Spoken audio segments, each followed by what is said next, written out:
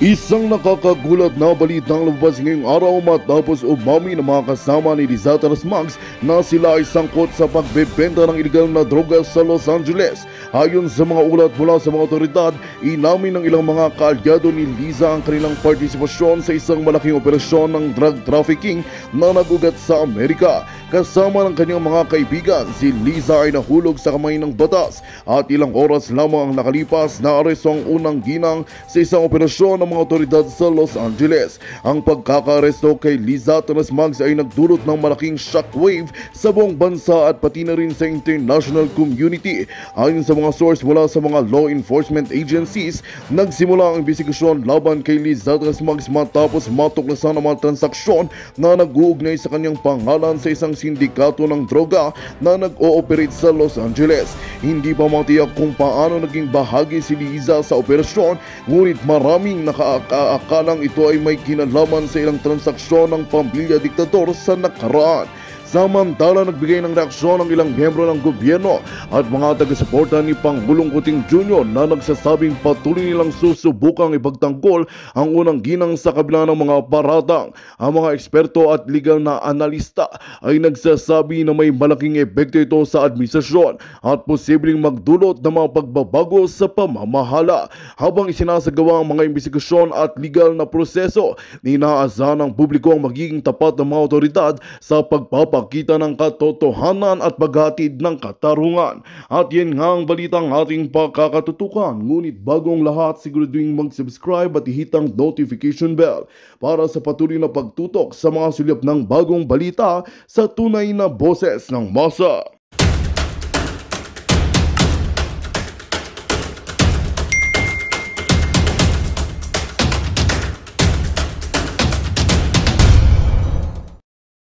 Here's a portangoy.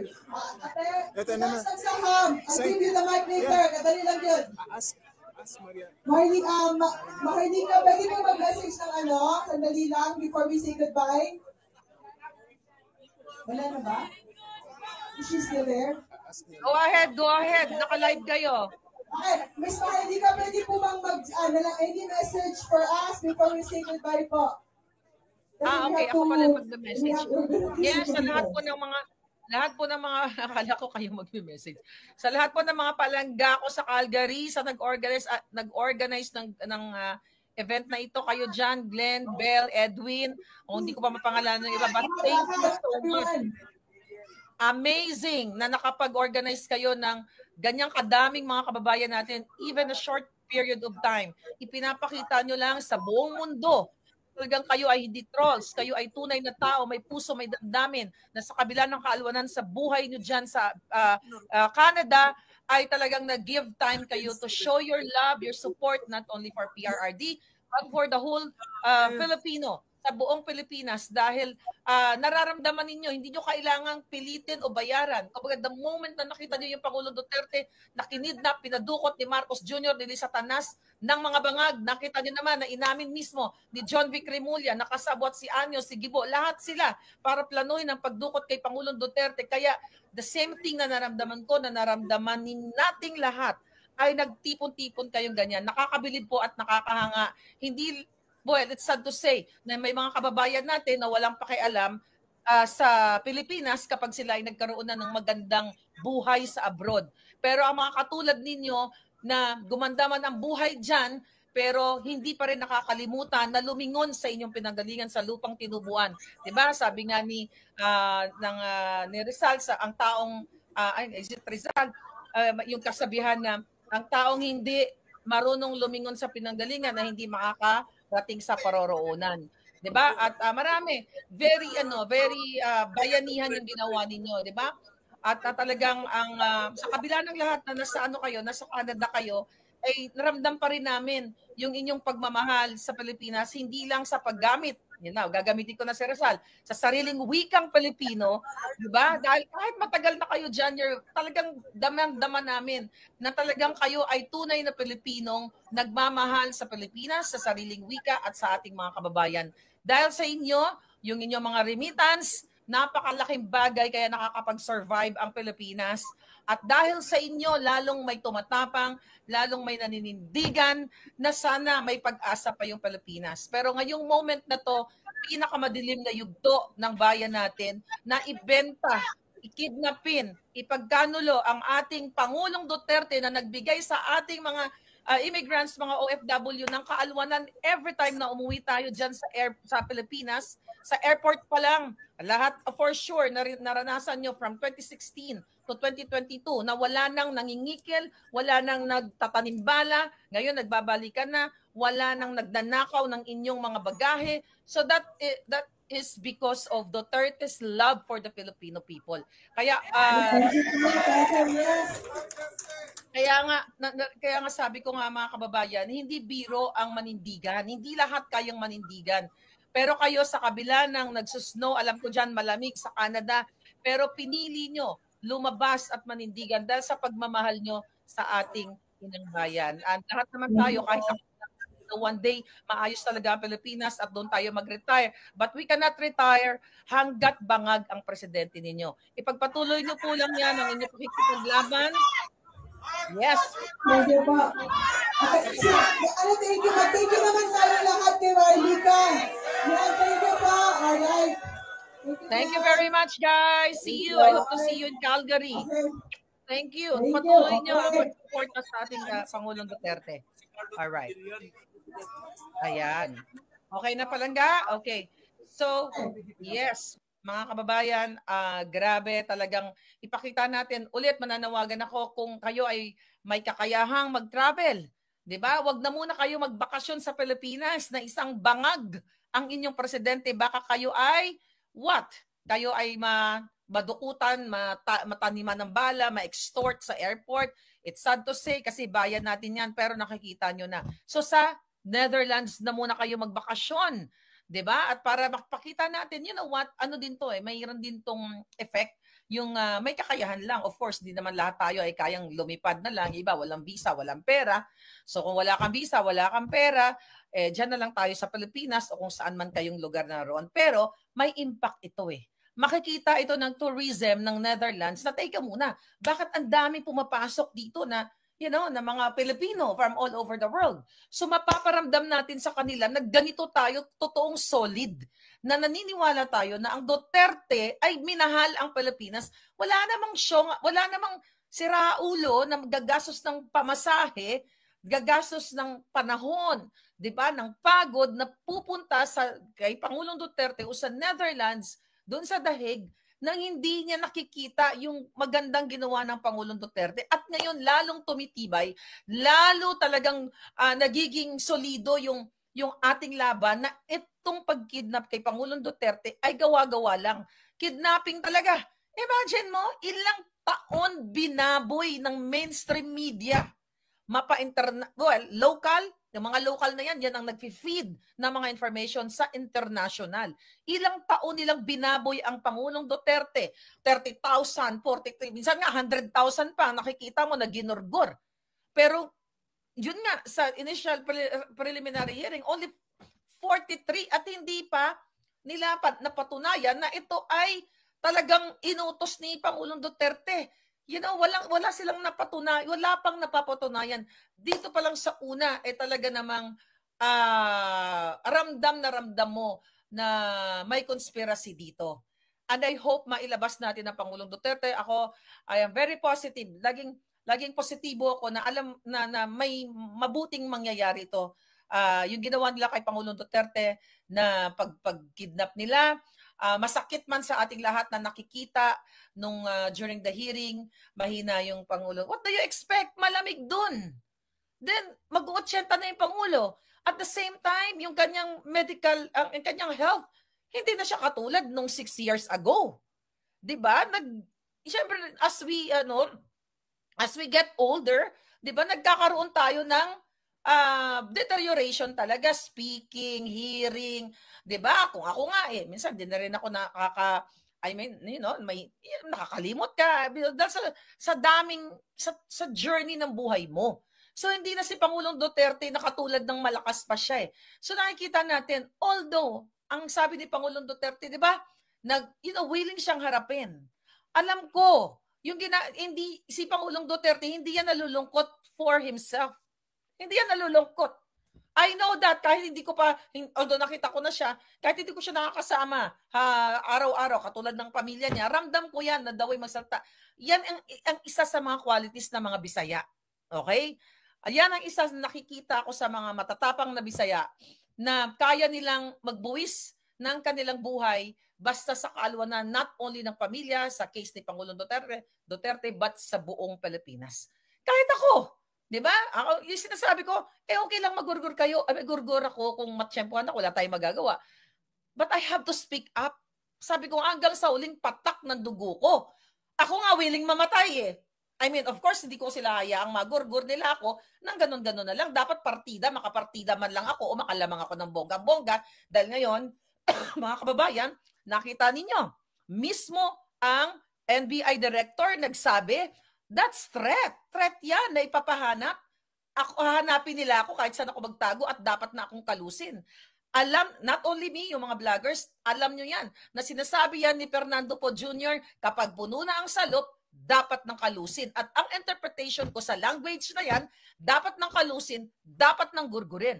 Kasi ang isang naging judge pa yung hinayupak na yan, naging abogado, yung director na yan, ang tunay na abogado at sumusunod sa batas, hindi niya pwedeng sabihin yan. Ang dapat niyang sabihin, well, titignan natin, iimbestigahan natin itong mga taong ito, kung talaga bang ay may nilabag sila at dadaan tayo sa proseso. Ganyan.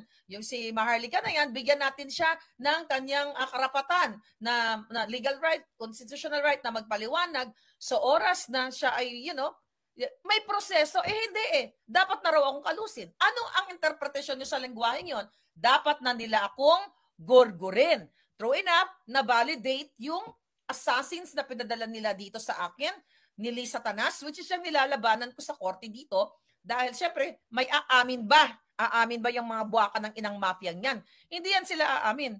Pero darating ang panahon, di ba? Mapaparusahan din yung mga hinayupak na yan sa ngalan ng inyong mga boses. Kaya ituloy-tuloy nyo itong laban natin. Okay? At may binanggit pa sila, kakasulan daw ako ng inciting to sedition dahil nananawagan ako ng people power. Mga buwaka ng ina, pag nanawagan ka ng people power, hindi yan inciting to sedition. Rights mo yan to freedom to assemble. Ang dami yung nawagan ng people power. Yung mga dilawan, ilang beses na nanawagan yan noong panahon ni Duterte. Kinasuhan ba sila ni Duterte ng inciting to sedition? Yung mga NPA, pumasok pa nga yan sa Malacanang, in-invite pa ni Pangulong Duterte. Nakita ninyo kung paano kagigil, kagalit itong buwaka ng inang Lisa Tanas, bangag na ito, si Marcos Bangag na addictus benedictus smuggler, kidnapper na nagpapahirap sa taong bayan. Kaya ang isang Maharlika, ang mga katulad ninyo, at ang mga vloggers, gusto tayong patahimikin. Tatakutin tayo lahat. Huwag kayong matakot manindigan. Dahil nakita nyo, may mga criminology students, kakasend lang sa akin, na talagang nagiging part na silang ng movement na ito. This is what you call Duterte movement. Siguro interpret natin ang Duterte movement, ito yung simbolo na sinisikil tayo. So we have to speak up. Ang tagal ko nang sinabi yan sa inyo. Speak up. Alam nyo, ayoko na kayong sisihin. Ayoko na kayong sisihin. Dahil yung mga nakapalo sa akin, kung kayo ay nanindigan noon pa, di ba? Baka hindi na nangyari ito. Araw-araw since 2023, 24, 25, 2 taon ko na itong sinasabi. Tatanggalin ng mga Duterte, talagang aanuhin tayo lahat, sisikilin tayo, tatakutin tayo. Ako lang ang hindi nila lahat ng gano'n nila, hindi nila magawa illegally yung kanilang, like kay Harry, may sinasabi silang papakancel nila yung passport, may mga gano'n sila, di ba? So kaya ngayon, last resort nila kay Maharlika is gurgurin ako. Kaya nagpadala ng assassins, lumabas mismo sa bunganga ng NBI director, kakalusin ako, ipapahanap ako. Yan ba ang batas? Kapag pikon na pikon ka sa kritiko, ipapahanap mo, dapat dumaan yan sa due process. Well, nakita nyo sa ginawa kay Pangulong Duterte na hindi siya binigyan ng constitutional rights na dumaan muna sa ating local courts, hindi siya binigyan ng time. At yung sino man dyan kasabot sa Korte Suprema yung kanyang petisyon for yung certiorari, 'di ba? Ang TRO hindi nila nilabas. Although may nakuha tayong impormasyon, 'di ba? So halos nababayaran na. Hindi halos. Nababayaran na po pariti mga tiwali sa Korte Suprema. Saan na ngayon tutungo ang taong bayan? Saan kayo tutungo? Sa pulis ba? Ay putang ina, ang sabi ni Barbel, okay lang na magdurog kayo to extend your job, your time para maging awake kayo during your job or your office hours. Is that right? Na yung inyong head ng PNP, pinapayagan kayo magdurog. Saan ka lalapit? Lalapit ka sa NBI ng isang maharlika na nagkikriticize, ipapahanting, kakalusin? Maniniwala ka sa AFP na na-witness na si Bangag may pulburon dito nung araw ng kagitingan, binigyan na ng panyo? Saan ka pupunta bilang Pilipino? Lumabas ka sa kalsada, manindigan ka, isigaw mo na ayaw mo na sa bangag na presidente. People power yan. Hindi yan inciting to sedition. Kung sinabi ko na, na gorgorin ng bonggang-bongga at, sinasabi ko na diba? Yan ang inciting. May sinabi ba kaming ganyan? Manindigan. Even si Harry Roque gusto niyong kasuhan ng inciting to sedition. Dahil nung nag-vlog nga kami, sabi ni Harry, lumabas na kayo, mga brusko, manindigan kayo. Bakit? Hindi ba kami pwedeng manawagan sa mga pulis na matitino? At sa mga sundalo na manindigan sila? Dahil ang kanilang trabaho is to serve and protect the Filipino people, to protect the sovereign of the Philippine sovereignty. So anong pinagsasabi nyo? Hindi kami pwedeng magsabi? Anong gusto nyo protektan? To protect the Bangag Jr., to protect Lisa Tanas the kidnapper, to protect the Tambaluslos na sangkot sa mga bribery, to protect the Congress and Senate na mga halos lahat kawatan at nakikipag-conspire sa gobyernong Bangag. Wala na kayong pupuntahan kundi kalsada at manindigan. Yan ang sinasabi ko sa inyo. Huwag niyong iwanan, sabi ni Juan de la Cruz, people power, na huwag niyong iwanan ang Pangulong Duterte. Thank you, Mama Harlika. Thank you so much. Miriam Taylor, thank you. Okay. Huwag niyong iwanan ang Pangulong Duterte. Kaya nga sa lahat ng may kakayanan na pumunta, ako gusto ko pumunta talaga sa The Hague, sa the Netherlands. Maraming considerations. I'm not sure kung kasi kagagaling ko lang ng bakasyon. It's too much for me. Mga kababayan. Ngayon, ano pa ang we stand for PRD? Sabi ni Hazel Mendoza. By the way, sa mga taga-Netherlands, sa 23, alam ko may event, Sunday yan. Then sa 28, mayroong pagtitipon para sa birthday ni Pangulong Duterte. Kung gusto nyong umattend, andyan yung link, yung natin, Maharlika Network at Proton Mail. Email nyo lang ako kasi ibibigay ko sa inyo yung registration information. So para makapunta kayo at, kayo na lang muna pumunta, Joy Lab, okay? Kung kayo ay may kakayahan, may mag-travel kayo, yung mga retired na hindi pa naman ganun ka-elderly, nung kaya pang kumaripas, kaya pang maninindigan, you can just go ahead po. So, Joy, thank you so much from Japan. Andyan, marami dyan sa Japan na may mga kakayahan talaga ay na lumipad. Not only that, sa iba't ibang bahagi ng Pilipinas. So, mga kababayan, wag natin, sabi nga from Tagum City. Yes, Okay, from Tagum City, si Brenda. So wag ninyong hahayaan ang Pangulong Duterte ngayon. O anong sinasabi nila nung in-announce natin? O mag-ingat, kayo dyan mga palangga sa Davao, sa Toril, sa kapitbahay ni Pangulong Duterte, bantayan niyo yung bahay niya kasi baka tamnan ng polboron. Naglabas ka agad itong jutang dinin ng Bangag Communications na ito, na yun daw ay fake news. Kailan ba aamin yung mga gonggong na yan? Maniniwala pa ba kayo kay Marcos Jr. dyan sa kanilang Bangag Communications Office? Sa bawat sasabihin nila, mga sinungaling, dun pa lang sa pinakita natin na may letter si Bangag.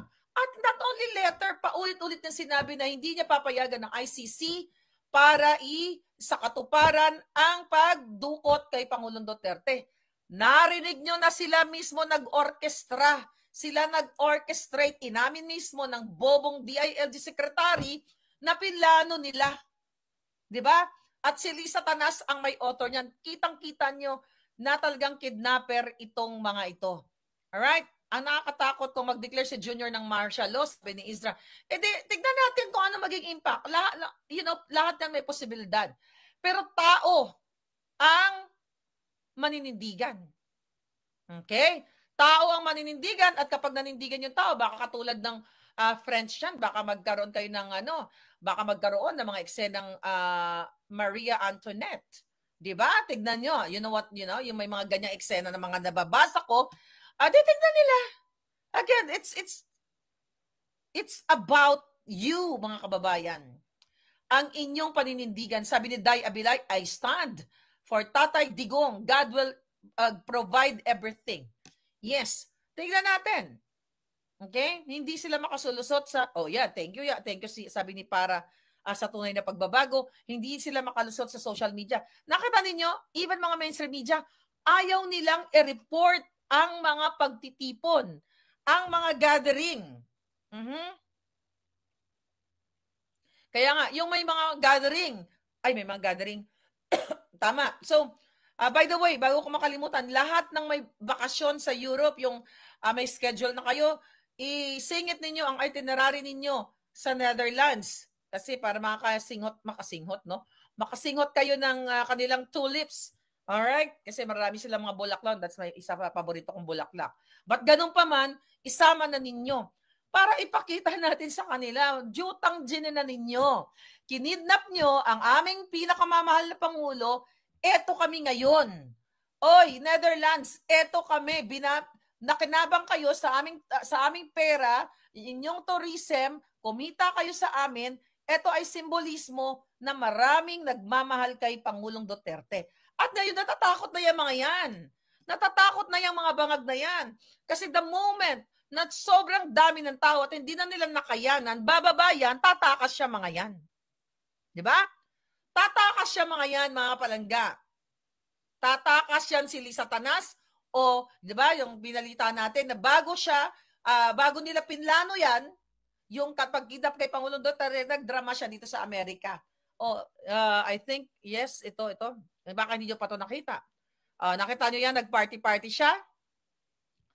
Yan. Kaya nga sabi ko nga dyan, I think, nakita nyo? Yan si Satanas. Ay, tama. Sorry. Nakita nyo? Nag-party-party. Ulitin natin. Kaya natin yan. Yan ang ginawa, working visit daw.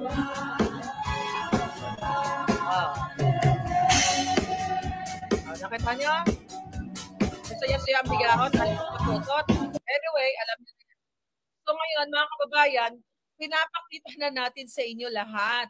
Lahat ng kartada nila. Kaya nga, working visit ba ang magbiga-biga? Hindi yan kasama. Hindi yan kasama at pera nyo yan. So kailangan yung manindigan. Kaya tayo gustong gurgurin. Ay, nako, ilang taon ko na sinasabi yan si Marlic ang unang ginorgur nila. Yes, sabi ni JD Ocampo, naboljak na natin. Napakita ko na yung video kanina kung paano mandiri si Amy Marcos sa mga talyanista. Kaya sige lang, magpakatanga kayo. Magpakatanga kayo at anyway, hindi sige lang, manindigan kayo. Kawawa kayo. Wala nang magandang mangyayari sa Pilipinas kung hayaan ninyo na ang presidente ninyo ay adik. Ulit-ulitin ko. 4 na kaso ang mga pinail sa akin ng Bangag Administration. Kasama si Zaldico, ang kanilang dating chairman ng Committee on Appropriations. Andyan si Robles na andyan ang loto na ayaw imbestigahan yung mga anomalya like yung 433 winners in 2022 pa. Bakit ako gustong, hindi gusto, bakit ako kinasuhan ng mga yan? Defamation case. Di ba? Kasi gusto nila akong sindakin, patahimikin, para hindi na nga nagsalta si Marlica. Sinubukan nga nila akong i-bribe na name it, di ba? Kung anong price ko, di ba? name your price. Pero pinili kong magdakdak.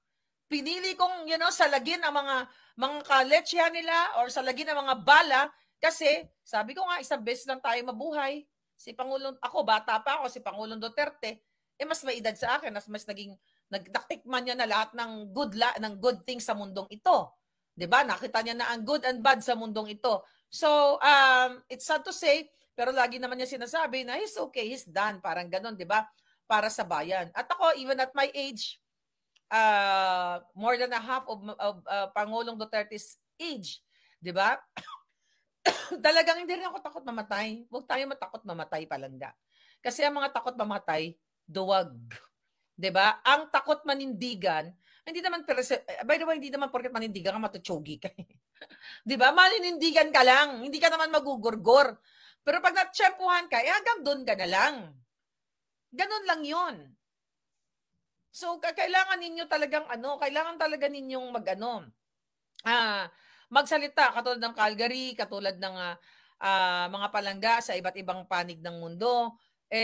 Talagang son of dictator is a dictator, sabi ni Okay? So ngayon, mga kababayan, talagang ang nangyayari ngayon, nakita ko yung mga taga-Europa, sila Amy nandiyan, yung mga grupo na Paris, pumunta na kayo doon. 'Di ba? Magtipon-tipon kayo para naging tourist destination na ngayon ang ICC.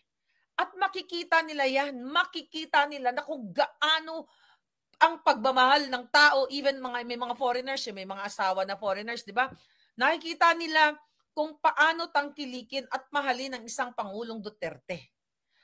At ipakita ninyo na talagang naninindigan kayo na dapat ibalik ang Pangulong Duterte dahil siya ay kinidnap ng Marcos Jr. Ang responsable talaga dyan, si Bangag, ang nagtaksil sa inang bayan. Katulad ni Aguinaldo at ni Bonifacio nung unang nakaraang panahon, si Pangulong Duterte ay pinagtaksilan ng kapwa niya Pilipino. Yan ang katotohanan, mga kababayan. Talagang nauulit, talagang hindi na data uusbong ang Pilipinas dahil ang history ay nauulit lamang na ang tunay na taksil at nagkakanulo sa Pilipino ay kapwa niya Pilipino. Kaya minsan ang hirap, no? Minsan may iba dyan, may kausap ako, may friend ako, na pag pumupunta siya, nasa entertainment industry siya, no? Pag pumupunta siya sa iba't ibang bansa, pag tinatanong siya kung saan siya, sinasabi niya from Thailand o from kahit saan sa Asia, hindi niya sinasabing Pilipino siya. Dahil iba daw ang nagiging tingin sa kanya, iba yung approach. Di ba? Totoo naman yun eh. Rodolfo, we stand with PRRD. So, bring Duterte home. Okay? Bring Duterte home. Tuloy-tuloy lang po tayo. Sa mga palangga ko, wait a minute. Okay? Tignan lang natin dito ang mga eksenang kaganapan. Alright. Alright. So, okay.